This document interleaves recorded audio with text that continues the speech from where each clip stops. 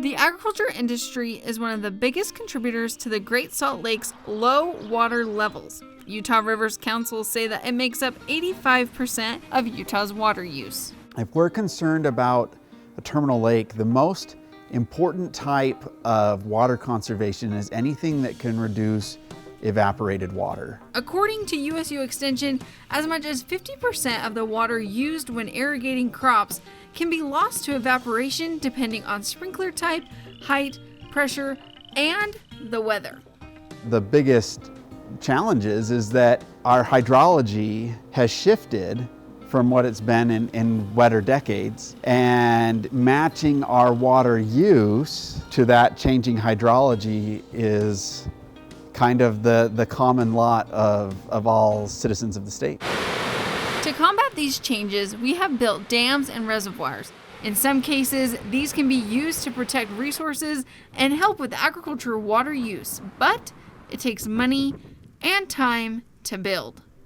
We can't have agriculture anywhere near the scale that we have it here in the state without those reservoirs.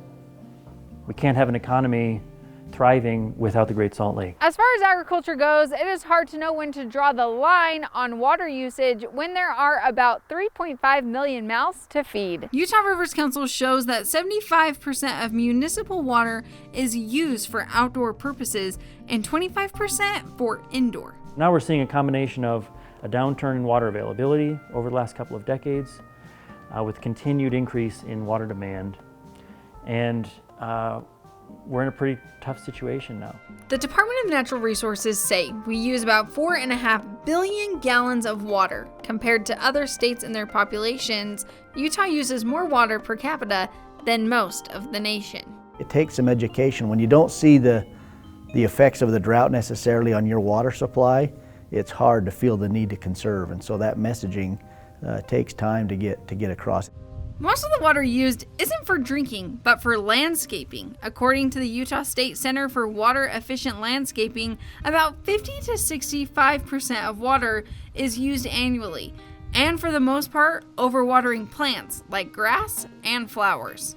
The biggest one, of course, is cut back on watering your lawn, because that's where the majority of our water is used, is on outdoor landscapes.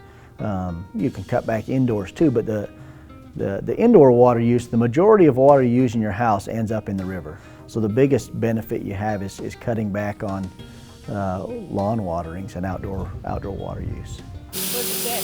Population growth also plays a factor in water use. The World Population Review says the population in Logan was 53,238 last year, and it has grown by 460 this year. With more people coming and buying houses, there might be a bigger focus on indoor rather than outdoor watering. We've got to figure out how do we meet that growing demand for indoor water use, which is more critical than outdoor water use for a growing population that's going to continue to come.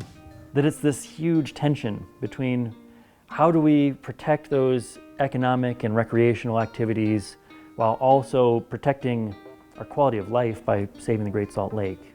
And that's a lot of the tension that we're seeing in this discussion right now. When it comes to the use of water, all have a part, but not all can make decisions. Local, county, and state regulations can either help or hinder the future of conserving water to save the Great Salt Lake. It's going to take a lot more people engaging. It can't just be the people in the legislature and, well, we just take whatever decisions they make and we accept them and we just keep moving on. We have to be paying attention, we have to be holding them accountable for the decisions that they're making. Because in the end of the day, we're the ones who pay the price when they make poor decisions. But what sort of thinking led to these decisions? We started making decisions about how we're going to use water and how we're going to allocate water moving forward. And we did that under a little bit of a fantasy that water was going to be, forever forthcoming. The Data Commons website says that Utah's population in 2021 was about 3.3 million people. WorldPopulationReview.com says Utah's population is estimated to grow to about 3.5 million. Whenever we needed it, it was going to be there. And that's clearly not the case. We have grown in population tremendously since that time.